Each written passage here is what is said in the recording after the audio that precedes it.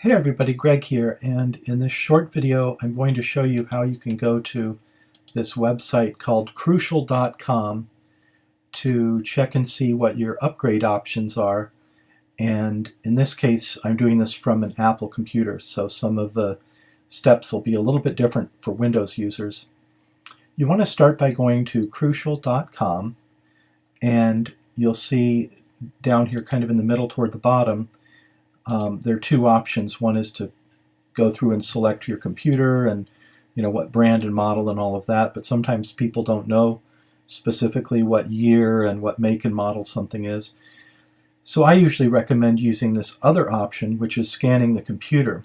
So you just want to check the check mark here, I agree to the terms and conditions, and click on Scan Computer. What's going to happen is, for Apple users, you'll notice in your Downloads folder that there is now this Crucial Mac Scanner zip file.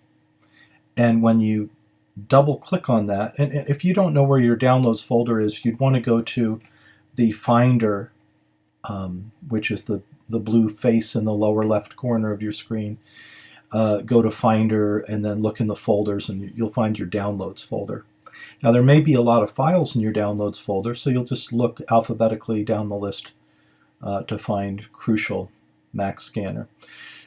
When you click on that twice, double left click, the zip file, which is a compressed file, will be expanded, and then you'll have this Crucial Mac Scanner application.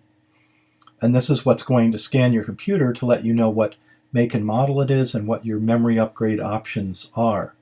So I'm going to now double click on that, and then you're going to get this message that says, depending on your computer's configuration, you'll probably get this message that says it can't be opened because it's from an unidentified developer.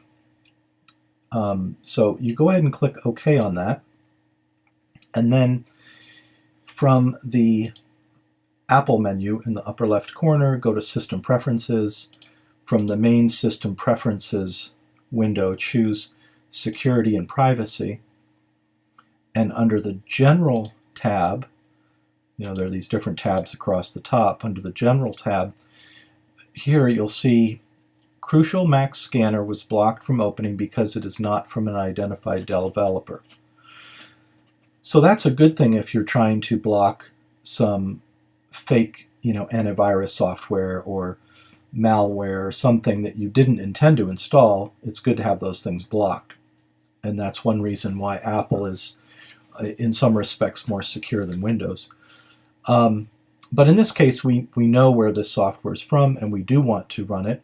So I'm going to click on the Open Anyway button. There we go. And now we're getting a message saying, are you sure you want to open it? So we'll go ahead and say OK, open. And it essentially then is a tool that their website can use to identify the computer that you're on. And here it's saying that we can scroll down here and see some options for solid-state hard drives that we could purchase. That's actually a pretty good deal there. 960 gigabyte drive for $129. That's pretty surprising. So anyway, those are the solid-state drive options. And then as far as memory, that would also be listed depending on what they have available for the computer. But anyway, from this you'll find out specifically what model you have and what the compatible upgrades are. So I hope that helps, and I think that it's one of those things where you imagine you'll click on a button and everything will happen automatically, but you do need to follow these other steps for that scanner to run.